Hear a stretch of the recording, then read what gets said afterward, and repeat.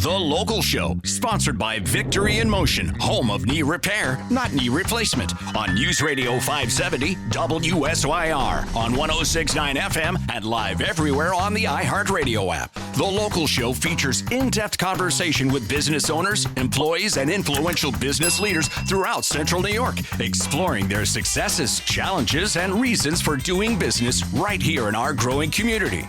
The Local Show is produced locally by Zoe Advertising. Now your hosts, Tom and Steve. Back into it and back at it. You found The Local Show. It's your chance to listen to things.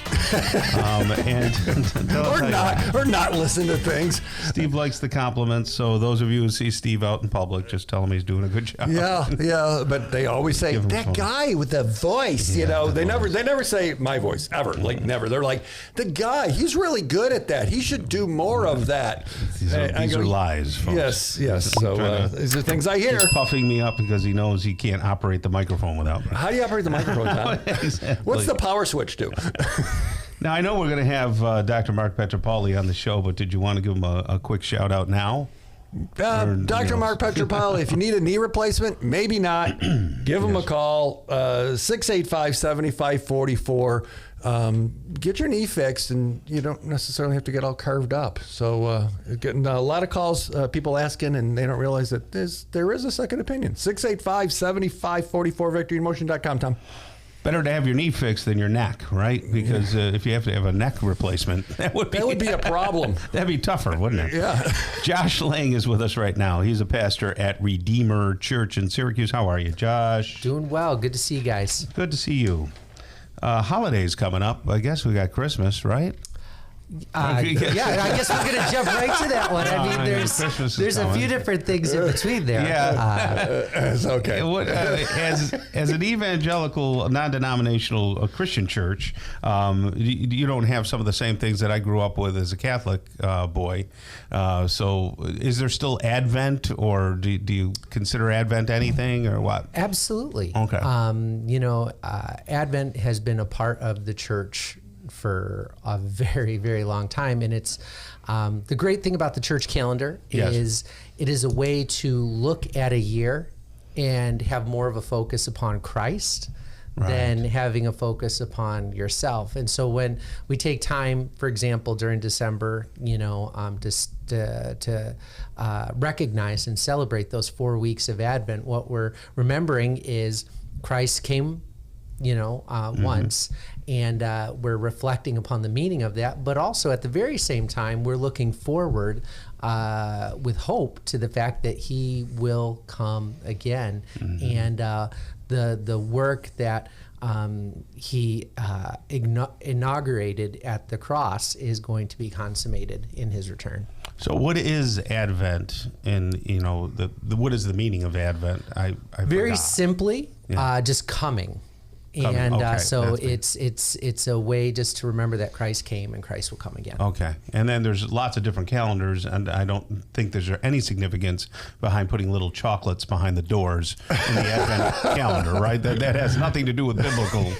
I think in some ways it's just for people to count it down, and so my kids love those Lego ones. Oh, okay. And so, to a degree, I do have those in the house. You know what I mean? And so even in the market per se, there's a purpose for Advent, in calendar. But again, taking time throughout the year, even specific holidays, if you follow more of a liturgical calendar, you're remembering folks and maybe their contribution to the faith that were made. And there are, of course, lessons we can learn, but also reminders of people who helped to push the faith forward. Yeah.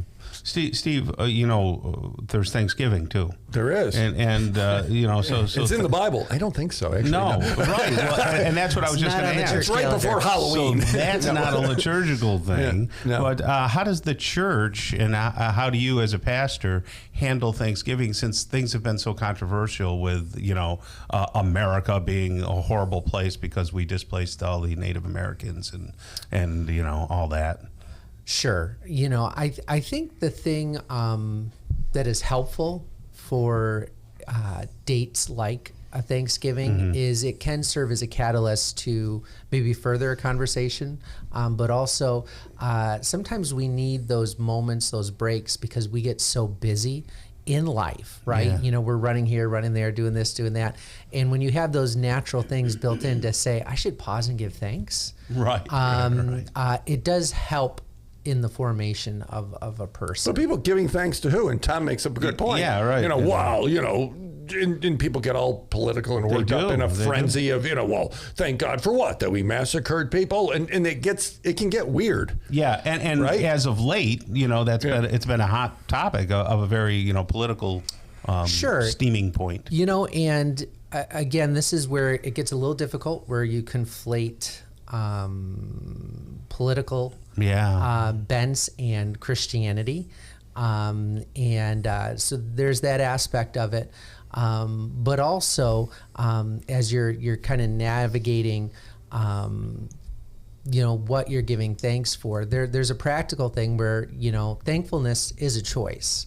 And even in the midst of a tough world, right? There's some things where when we pause and we are grateful for some of the things that we do enjoy and that we do have, it can help shift a mood. But for the Christian, you know, giving thanks is a theme that we see throughout Scripture. Yeah. And so that of gratefulness and thankfulness to God, who is our creator, to God who sustains us, to God who is at work even when it doesn't seem like we can necessarily see it with our eyes, learning to live a thankful life actually begins to shape how you navigate the rest of life.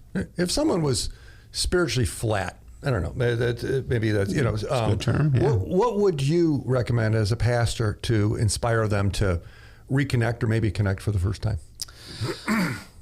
Well, I think, you know, and this can be a hard thing. Sure. Is to be honest with yourself as to why you're in the state that you're in. And sometimes just the recognition of that reality can become a catalyst point.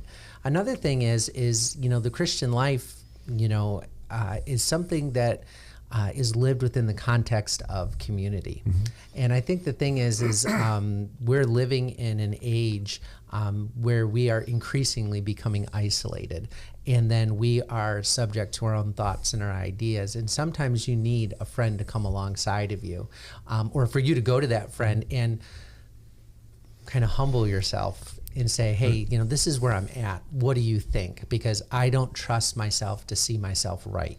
Right. Or maybe I just need to be encouraged, kicked in the behind, or hugged, or maybe both. Yeah. It does take a little bit of discernment, you know, but I think the reality is when you're following Jesus, it is a submission of your will to him. And one of the ways that becomes evident from a physical standpoint, where you can see it and you can taste it and you can touch it, is sometimes submitting one to another. Right. And then that becomes the living, breathing embodiment of saying, God, would you work? So you're saying, you know, people that say, just me and God, I don't need community, I don't need a church, I'm good. That's not Christian. Right. That's like a satellite. Yeah, that's not a Christian thought. That's not a Christian thought. All right. So Joshua Lange, by the way, if you look on YouTube, he had to stand way back from the mic because his beard has filled up so much. So if you hear a scratching noise, hear that noise? That was. Am I doing that? Is that me? Come on. So still young enough to have testosterone. There we go.